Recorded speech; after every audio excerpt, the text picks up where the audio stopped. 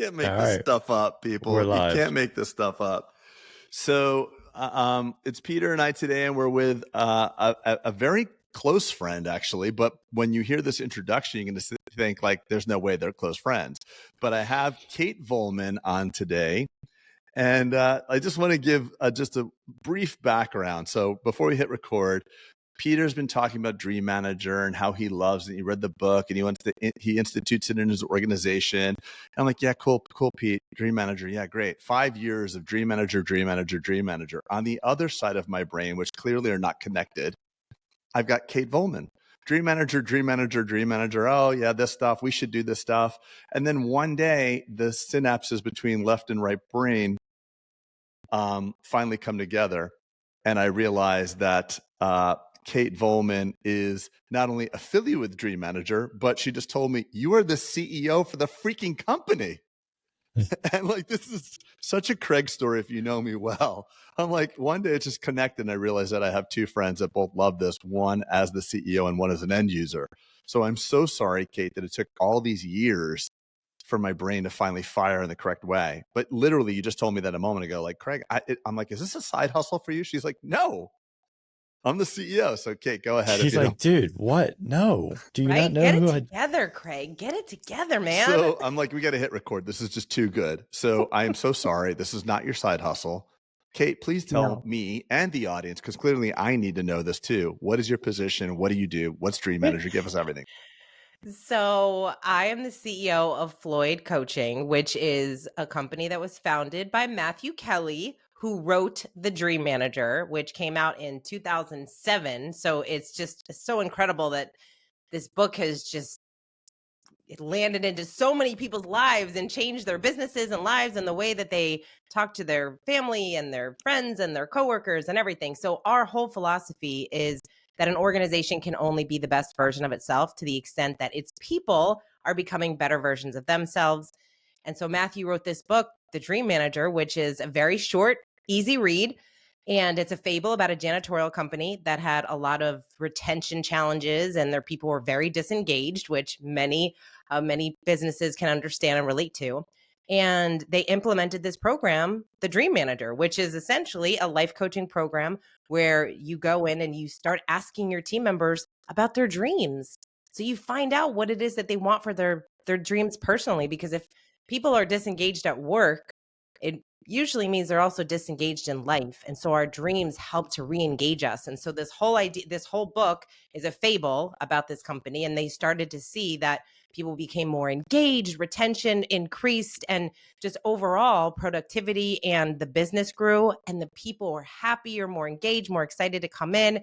And as you can imagine, it's a janitorial company, so it's not the most glamorous work. And so that's the book, The Dream Manager. And so the company, we certify dream managers and we do coaching, one-on-one coaching, we do training, and we do speaking events. And I had absolutely no idea. And we are actually friends and have known each other for more than a decade. And I've been on your podcast. And we have talked about Spodak Dental having a dream manager. So maybe that's next. Maybe that finally is going to happen. Yeah. Isn't that incredible? I'm not, but I'm not actually not embarrassed of this. This is just my normal life. Like, I'm like, this is just normal for me, but it's okay. I'm happy you're here now. Kate, I want to give you so I actually read the book in maybe 2007, 2008. At the time I read it, I was like, man, this is one day what I want my company to look like, right? I was too small back then and it really wasn't applicable. And I had other things to kind of build before that.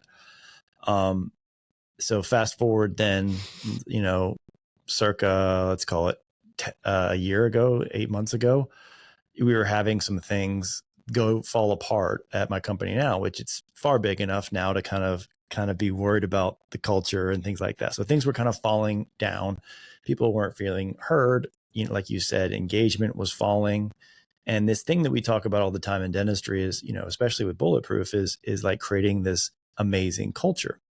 And then sometimes when you stop and be like, well, what is the culture? Right. I don't know if y'all ever seen the meme, like about after COVID, it was like, our culture. And then it shows a picture and says the culture. And it's like a bunch of desk pods And it's like, that is the, is like nothing compelling to come back to. But I recognized early on that like I wanted to be a CEO or someone that was involved in my team's life, but I didn't have the bandwidth. So I actually probably 8 months ago hired someone within on my team to kind of listen to people's dreams and ideate how to, and disclose them to the rest of the team and me and stuff like that. And re-engage that engagement, if you will. Right. And it's really cool. Like, obviously we haven't nailed it, and I'm eager to learn the things that you're gonna talk about.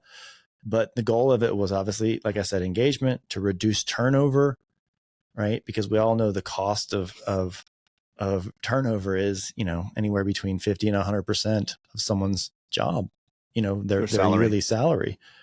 And then, and if you look at engagement, and then I'll shut up, Kate, this is the last thing I'm going to say. If you look at engagement, let's say you have let's say you're not even looking for people, but if your team is like 25% disengaged and 75% engaged, like, think of that cost to your business from a productivity standpoint, right? It's still, even though you're not losing people, it still negatively affects your outcome.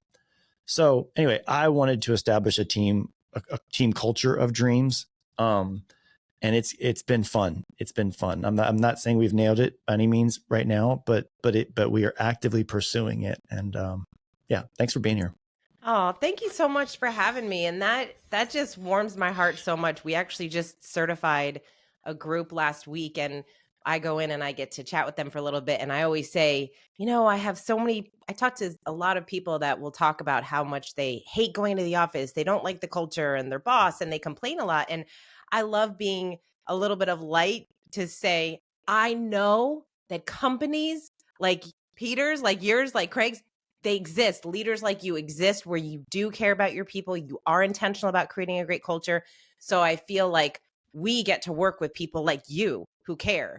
So I'm so hopeful, because I know that there are so many companies that really do care about culture, and they want to care. They do care about their people, and you can see it and you can feel it. It's the way that people talk about their leaders. It's the way people talk about their work.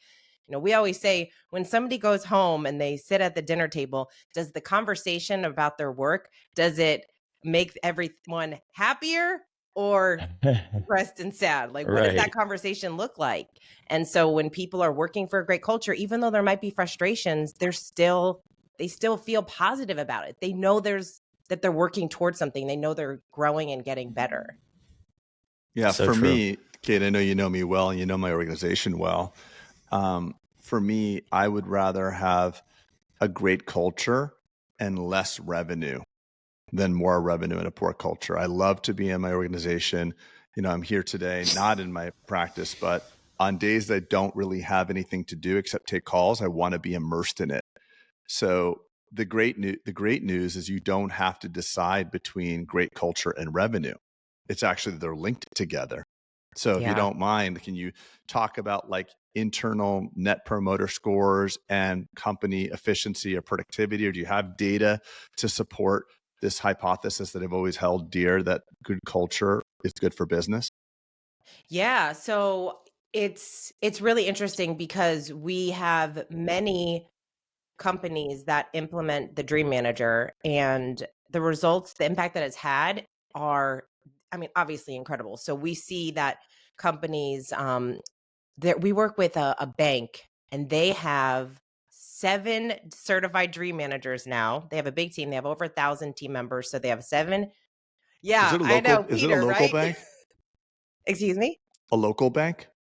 No, they're in, oh my gosh, now I'm forgetting they're in the Northwest somewhere, but they are, they're awesome. They're like we have quite a few that have multiple Dream Managers. They probably have the most, but they saw their net promoter score in the banking world increased. It like doubled because of the Dream Manager program. If your people are happier, then they're going to show up happier. And what are they going to do? They're going to treat your clients better. So we see a lot of net promoter scores going up. We have a lot of data around companies that have been trying to get on the best places to work lists. And we worked with one company who they were number 6, and they were kind of just stagnant at number 6. They implemented the Dream Manager program, and after a year of the program, they went from 6 to number 1. And they actually attributed that to the Dream Manager program. We also talked to so many leaders who will say, Kate, I can't show you the profit and say, that the Dream Manager is directly tied to it, but I am sure of it because it's helped my people grow. It's helped my people get better. I know my people are more productive. They're more strategic. They're more engaged. And like what you're saying, Peter, when all of those things come together, you know that your business is going to grow. You know it's going to get better. Like it just influences all of those different pieces. And when it comes to retention, there was a company I actually had her on our podcast, and they do stay interviews, which I think is a great idea for most companies don't do it, right? We do exit interviews, but why would you care about why someone's leaving? You want to know why are these people staying? So they did a stay interview, and over 55% of the team members said that a big reason why they are staying is because of the Dream Manager. Because the Dream Manager program, when you have a leader that says, I care about you as a person, and I'm going to implement this program, and it's all about your personal dreams. This program is not how to be a better manager. It's not how to be more productive as a professional. It's what are your dreams? Like, what do you want for yourself and your family? And the difference between this program and other programs or other life coaching programs is we have a whole curriculum. So when Matthew implemented this program in the janitorial company, there's like a whole, we teach you how to roll the program out in your organization. And then the actual certified Dream Manager works with their dreamers every month. And you have different areas that you're focusing on. So you focus on financial, you focus on, the genius of your personality. You focus on time and energy. You focus on those physical, emotional, mental, spiritual relationships. And so we hear all the time where dreamers will come in and they'll talk about how challenging their role has been or things that they're going on in their family. And they'll say, if I didn't have the Dream Manager and the tools that I've gotten from this, I don't know if I would be able to get through this time. And so you're really helping people grow. Okay, can I anger you for a second? I want to tell you, I want to say, why have you never told me this before? Oh, that's a great question. I have told you this before. I know. I'm saying that because we're not in the same room. And I know sometimes you're like, who's the girl, Elaine from Seinfeld, where you like hit when you're like, you've done that to me? And I just know if I was here, you'd slap me in the face like a joke, like I've told you. And I'm just like, I'm so remiss because you've been in my culture, you know how engaged I am in people's happiness and well-being. And it's just, you're speaking my love language. So I got to read the book. I'm really sorry that it's taken you how long have you been the CEO of Dream Manager, by the way?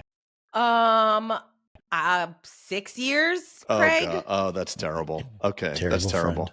Yeah, terrible. Yeah. But you're like the epitome of the kind of people we work with. And Peter, you and I just met, but Craig, Craig is my dentist. Like I go to his office and I experience that culture, and everyone there is awesome. Everyone, like you walk in, it's an experience. And so I'm like, yeah, Craig, how do you not have a Dream Manager? You do all these things for your people. Sounds familiar. And then Peter's the next day, Peter's like, dude, read the Dream Manager. I was like, that sounds familiar. Yeah. And it's been like 6 years of that. Where have I heard this before? This is literally like the number one employee retention and engagement program. Like I would put it against anything else.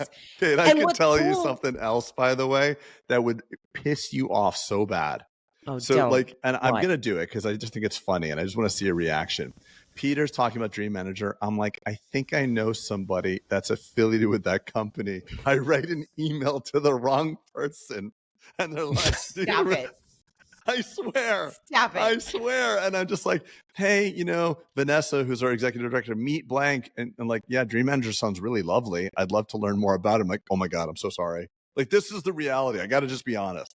I'm living in some sort of like weird, I know we could edit this part out so no one thinks I have like early onset Alzheimer's. No, or we don't do edits.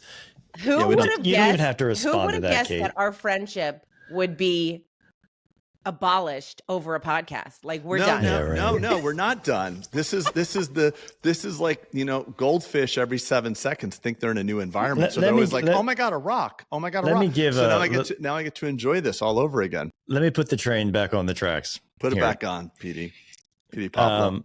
So Kate, we in Bulletproof, we are heavy into, so we coach a mastermind in Continuum, right? Many coaches, but we also have summits, as you know. You probably know more about Craig's business than apparently he knows about yours. But we talk about goal setting here, and I'm not about to go into that, but I always say it's very important to write them down because your psychology goes to work, right? You go at sleep, you're learning about this, you can disclose them to other people, and there's just magic that happens with accountability and kind of giving it oxygen. So when I learn about some people's goals, sometimes just in coincidence, right? This is before Dream Manager. Like this person is really wanting, their life goal is to take their mom on vacation to Disney World or something like that, right? And I'm like, what? Like I could make that happen pretty easily, right? Or we could come up with a way to make that happen pretty easy. So the reason I've always stopped before, I'm getting to the nuts of my point here, is that I always, yeah, maybe we edit that one out, but you know what I meant, like the nuts. I just was drinking. What did you just say? It's nuts and bolts, you jackass. Okay, go ahead. I'm sorry. It took me a second. I was drinking though when you said that. So now I'm all off track. But anyway, so what I'm trying to say is that when I learned about this, Kate, I was like, oh my gosh, like that could have been accomplished very easily. And so I vicariously thought that everyone's dreams were kind of like mine and like big and bold and 10 years out and things like that. And there was so much, when I finally dug into some of these, I learned like the simplicity of some of these things was like, oh my gosh, I'm in a position to, like in the Bible, it talks about of much is given, much is expected. I was like, because I can do this easily, maybe I should do it easily for people, kind of thing. There's no question there. I'm just drawing I know, but I love that you said this because I think that a lot of your listeners can relate because they're like you, right? They're building a business and they're growing, but we see this all the time.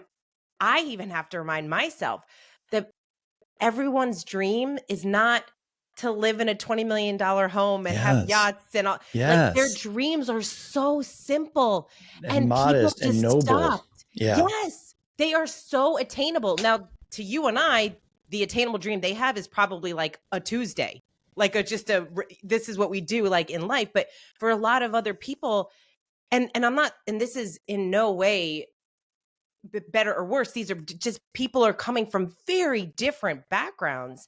And so, and especially because we work with a lot of service-based industries, we work with manufacturing companies, trucking companies, janitorial companies. So lots of people and their dreams. I think if we looked and saw the top 3 dreams that our dreamers want to achieve is losing weight, getting fit, always on the top, becoming financially free. That's on the top of everyone's. What's a big one that we've seen over the past 2 years is having a better, deeper, intimate relationship with their spouse. Like that's been a really big one. And buying a home.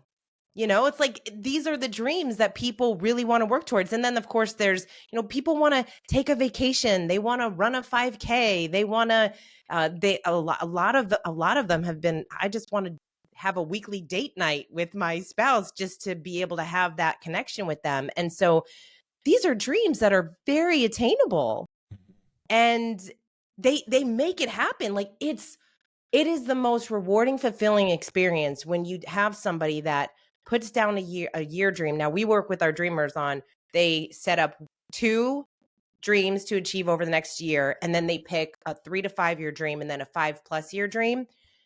I can't tell you how many of the dreamers, they will achieve their 1 year dream in like 4 months, 6 months. Do you know the kind of do you know how empowering it is for someone who's talked about doing something for years and now they have a dream manager that's holding them accountable and giving them a little bit of encouragement? It's wild. they achieve so much. And you know how much that the level of the relationship that person has with their leader, imagine how much that grows. Yeah, it's like a reciprocal gratitude. An opportunity. Well, it reminds me of two things. You know, I'm a big fan of John Maxwell. I think we've talked about this before, Kate. And there's levels. Oh, you remember that, but you don't remember that. I don't remember anything else. Okay. But there's levels of leadership, and the higher levels of leadership are you follow people. Like obviously the low level, you follow people because you have to. You know, they have the gun, they can fire you. Next level, permission. But at top levels of leadership, you follow people because of who they are and what they represent, and you know that your life will be better because you follow them. And I want to address the people. There's some people that are listening to this podcast right now saying, "Oh my God, dream manager, are you kidding me? Like these people are getting paid and my people don't even show up and they don't care and blah, blah, blah." Pete, I was on the phone with one of our friends that we were with this weekend for an hour. And she was lamenting how this person quit. And, you know, and I told this person, like, if you don't like it, you get out the door and blah, blah, blah, and really bossy, you know, because I'm not going to have an employee walk on me. And I said, "Hey, I have a question for you. Do you know anything about this person's financial condition?" "Well, what do you mean?" I'm like, do they have children?" "Yes, they do." "How much do they make?" $21 an hour. "Are they the sole income earner for the household?" She says, "Yes." I'm like, I don't need to do more math than to tell you. I can do back of the napkin math to say this person is in a very precarious position financially. This person is one doctor visit away for her children from being on the street. You do not even understand what they are dealing with. You don't understand the level of anxiety that being that close to the poverty line brings. And since you decided to open up a business, it's incumbent upon you to take care of your people. Like that Simon Sinek book, Leaders Eat Last. You have to put the needs of your people before yours, or else don't own a business. Just hang your license somewhere else. So sure enough, we had this conversation and the last person quit. And the person came with tears in her eyes, 2 days later after this conversation, and the last person quit. And this person told her with tears in her eyes, "I can't afford it. I'm getting $2 or $3 more per hour somewhere else, and I just can't afford it. I can't afford to work here. I love you. I think you're great, but I am too close to poverty. I can't be here." And I told my friend in this hour conversation, you needed to know that beforehand. The same way Kate says you need to know what their dreams are. If someone's struggling to that level, they are not actively engaged in your company. They're actively engaged in survival. So we have service businesses. I want people to smile and greet Kate when they walk in the door and recognize her without having to use the chart. But if they're in survival mode, they can't do that. So, and that's the big disconnect. So if you're listening to this saying, my people have it great, I just want to push back on you. This is another level. And I would want every person listening to this podcast, every single business owner, to aspire to be a dream leader at the very highest level. At the very minimal level, just understand what your people want. Let this penetrate, let this message penetrate to say, I am an active person, this person's livelihood, not just their job, but their life. And you have an obligation, since you own a company and took people on to hitch their wagon to you, you have an obligation to make their life better. And that's what I think business actually is. Business should be a vehicle to serve people and serve team and give them purpose. That's the definition of a business in my world. Sorry, that was my rant. I don't know where I was going with that. Pete, time me. No, in, I love Kate. that. Land the plane. No, there's no need to land it. You're safely on the ground. Okay, appreciate that. I don't know I don't know where I went with it, but I dealt with that person yesterday, and it really upset me because you do hear that. You don't hear, Kate. Maybe you don't hear that because I think there's a selection process by which someone who would entertain dream manager is like, I want to go to the next level for my team. So I think they may self-select out these people that I get to deal with. Like, these people, they don't care about anything. You pay them $18 an hour and they don't even show up. I'm like, well, maybe they can't show up. Because if you're raising 2 kids and $18 an hour, your car breaks, you don't have an option. You can't order the Uber. Yeah. I mean, I've read multiple places where they say that most Americans can't come up with $1,000 if they Yeah, should they it was have some type of I thought it was emergency. $400. I've heard Was it? that. Or maybe it's five. I've seen 500 and 1,000. So I mean, that's where a lot of people are, and that, quite honestly, is where a lot of some of the leaders that we get to work with, that's what they see. But they've already had those conversations, so they were proactive about it, Craig. Like, they discovered what was happening with their people. In fact, oh my gosh, you guys, this was like one of the saddest things I heard, because one of our clients, she found out that one of her employees was living out of their car. Yeah. She had no idea. No idea, because of the dream manager, and they could sense, what was happening. Like, the girl didn't want to say anything, but she also didn't not want to say something. And so from the conversation, after she built some trust with her dream manager, she told them, and they were able to provide some support for her to get her back on her feet. That is what you get to do as a leader. You get to decide what you're going to do in those types of situations. And I mean, think about it. How many people are going to working for someone, and those are the kinds of situations that they're going home to? Yeah. And you It's just tough. don't know because you don't ask the questions. Right. So I just want to tell you right now, Kate, I am sold, and I'm committing, publicly committing to have a dream manager, to become certified. I've already got the person picked out. She's perfect. I'm sold. Send the paperwork. Done. Contract will be in your inbox. That's Yes. funny. But I'll forward it to someone who'll get it done, because I don't read my inbox. But yes. Otherwise, it'll be another 6 years. But that time it'll be even better. It'll be amazing. But he's made a public declaration. No, I'm doing it, Kate. I don't know what it costs and all that, but I figure we'll figure it out. It's worth it to me. We have somebody that's actively pursuing a higher level of involvement in the lives of our team. So right now she's focused on redoing the anniversary gifts and trying to make things feel special. But she's also very involved with the church and runs a group there, like a leadership group at Victory Church in Boca. And she's perfect. She's perfect. I love it. Yeah. Cannot wait to meet her. Yeah. I'll literally, the minute you introduce, I'll CC you to important people who get shit done, and not just me who they keep things in the back of their head. Kate, is a large portion of this, accountability? Yes. Partner? So yeah, with coaching, coaching is, you guys do so much coaching, right? So it's so much of it is accountability. Really. But the other piece that we see a lot of, I feel like it's accountability and encouragement. Those two go hand in hand.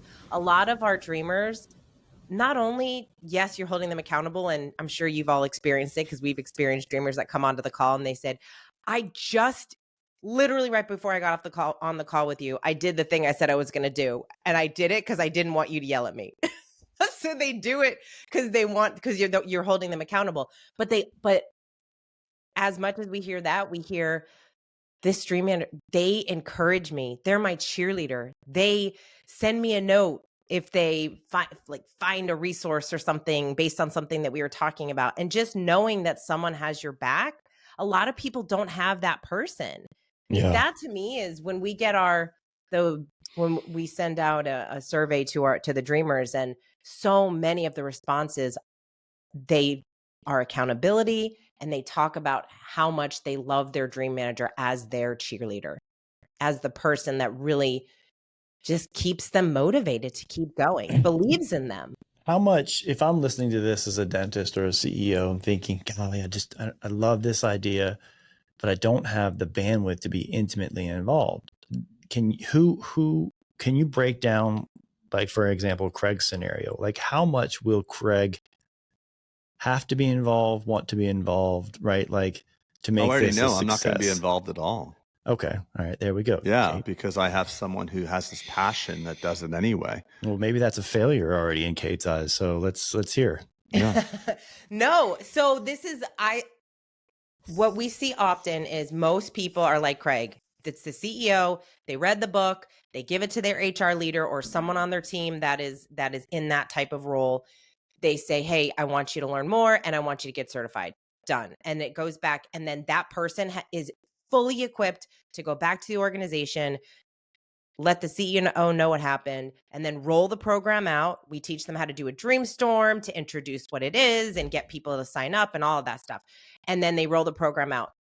Other times, like this last week, just so happens that the CEO said, of course, I do not have time to do this. However, I really want to know exactly what it is. So they came and got certified. They also brought someone on their team that got certified. That person is going to be responsible for rolling the program out and actually being the dream manager. So that happens a lot more often than lately, actually. So the CEO is very much like, I'm not going to do it, but I'm just so curious. I want to be involved. Yeah. And the cool part is that even though the certification is to get you certified so you know how to roll it out, everyone that leaves certification says, this was life-changing. Like, I'm going to go home and think about my dreams differently, thinks about my people differently. They're going to start incorporating this into their family. So regardless of if you're going to actually do it or not, the certification itself is an incredible experience. That's really cool. How long does it take to get certified? It's only 2 days. And then you have a year of group coaching. So you come to certification. We do it in Jupiter Beach, Florida. And you come, you get certified, and then you stay connected with your cohort and you get to meet with them and one of our dream managers once a month for a year. So that if you have any questions or you just need support or anything, then that's where you would go to ask people. That's great. That's great. Yeah. Hey, Kate, random thought, if you don't mind, Kate, did you, and again, I'm sorry, but did you go through, like, a long time ago, that training that I did as well? Did you go through that gratitude thing that we did in Florida or no? Yes. Oh, that was a long time ago. That was a long time ago. I just remembered that. I had a moment. I was just curious if you went through that. Yeah, I know it's did. not. That was the one. I think Connor Lynch, one of our mutual friends, introduced me to that too. Yeah, just interesting. I don't know. My brain started to work again. Kate, where definitely, Craig, I think you're onto something with the Bulletproof Summit. Maybe there's a track. Maybe there's something we can get people more exposure to that. But obviously, where could someone learn more? And I'm going to answer my own question. Obviously, reading the book is a good place to start, I'm guessing. And then it looks like it's Floyd Consulting. Is that where you guys provide stuff to kind of engage in services? Yeah. So yes, definitely read the book. And as you know, Peter, it's very short, quick read. Mm-hmm. We get so many people that call us say, I read it over the weekend. It was so easy. It was so great. I couldn't put it down.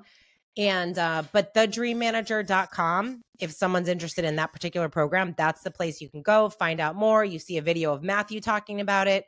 You see a couple testimonials. You can also see the dates that we have for 2025. Cool. Is there anything else to add? Rated, by the way. It's such a well-rated book. It's 4.7 plus and 1,100 reviews. It's really well-rated, by the way. So awesome. Matthew Kelly has written over 40 books, and at this point has probably sold more than 70 million copies. I mean, it's wild. He's an incredible author. He really is good. I think I have some other one. I can't remember what, but I believe my patient actually gave me some of these books forever and ever ago. And back in 2007, 2008. Is there anything, Kate, that we didn't touch on that might be to help capture someone's interest that we didn't touch on? I mean, we talked about, kind of recruitment and engagement and turnover and accountability. And I mean, is there anything else that we kind of missed in that augmentation of culture?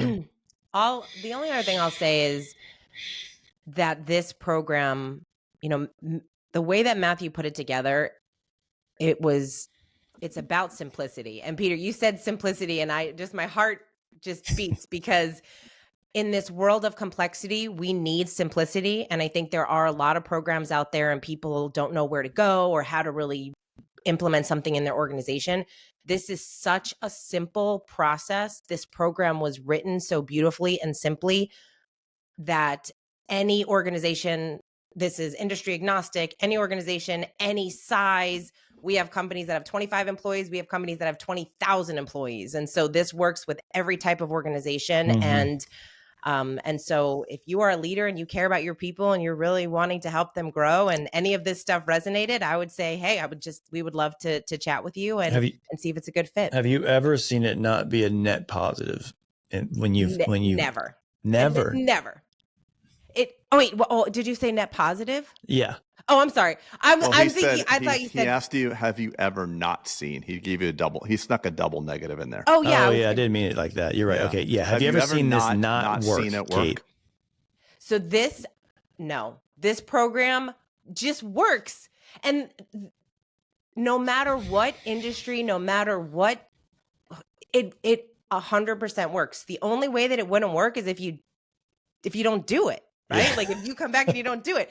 But it works because just like you're experiencing, Peter, you read the book and you already came back and you don't even have a certified dream manager. You're just doing some of the things you learned in the book, which we hear all the time. So many people have read the book and they had no idea there's actually a certification. Yeah. And they always say, oh my gosh, without even knowing all this stuff, it's made an impact in our culture. So now can you imagine they're actually doing it the way it was intended? Yeah. So I know it works because we see people try to do it without the materials and it already starts to help. And then this gives them everything else they need for it to be extraordinarily successful. I love it. I think it's a legacy build that you can, I mean, that's what I discovered in 2009. I was like, one day I want to have this type of company. And now, right, I want to, when I'm all done this game of dentistry, I want to be able to look back and be like, I'm really proud about that, kind of thing. I think it's a pretty good legacy build, right? The ripple effect that you can have in, in people's lives. Without having intimate. You get to help your people achieve their dreams. And then the thing that I feel that's so cool to think about is when your people are achieving their dreams, they're also now going out into the world and asking strangers, their family, their friends, their other people, what are your dreams? And they're encouraging. So it's like this ripple effect of just this. We need more. We need to dream more. People need to dream. Totally. You know, Kate, what's interesting, by Craig, the way, send the contract to Craig. Okay, yeah, no, I'm in. So you know what's interesting? I'm just looking at Matthew Kelly's other book, and I'd love to. Does he reside down by us, Kate? He actually he has multiple businesses, so he's mostly in Ohio. Got it. Well, the interesting thing is the person that I was thinking for my dream manager is this person that's super involved in the church because it feels like, aligned with what spiritual philosophy I have for business. I think that business can serve a higher purpose, a more noble purpose, in addition to making money, not at the expense of making money. And I'm just perusing Matthew Kelly's books, and there's a lot of spiritual books. Mm-hmm. His second best-selling book, from what I see, is about rediscovering like God. So it's interesting that it's no surprise to me that this guy has a spiritual identity, that he's written spiritual books. And I know a lot of people that I've met, a lot of dentists I've met that have a spiritual life, they're active in their church, and then they're disconnected at work. And the best thing you can do in your life is consolidate all of your identities. If you could bring your spiritual self to work, you could be agnostic, but bring those principles that guide you outside your higher principles, bring them to your office, bring them to your organization. You don't have to leave it till Sunday. You can actually have a spiritual identity. And this fits so well into my identity of what work should be. I am so drawn to work, as Peter knows that. I love my organization. I have, Erica, my key person, literally telling me 3 days ago, I love my job. And it's like, I'm not dream manager certified, but I'm like, what would make you like it more? To which she said, I want more problems to solve. I'm like, okay, I'll go acquire more businesses. So at this point in my career, I'm satisfied and I'm being pulled by other people's dreams. So it's a neat thing. And that's what I really, truly wish for everybody that listens to this. But it has to be intentional. And I think this is a great mechanism. And in 3 months, when I'm fully operating into the Dream Manager ecosystem, I'll report back. Yay. Maybe we can do one. Wait. We could have a podcast with my Dream Manager, Lisa. That'd she doesn't know it yet, but she's going to be the Dream Manager. Send the contract. Cha-ching. Cha-ching. Thanks for taking the time with us. And we'll talk offline about a potential, we're having our summit in August in Florida. So in Orlando, August 8th and 9th in Orlando. So maybe we can make it happen, Captain. Yes, let's make it happen. All right, everybody. That's the pod, and we'll see y'all later. Thanks, everybody. Thank you, Kate. Thank you, guys. Can you believe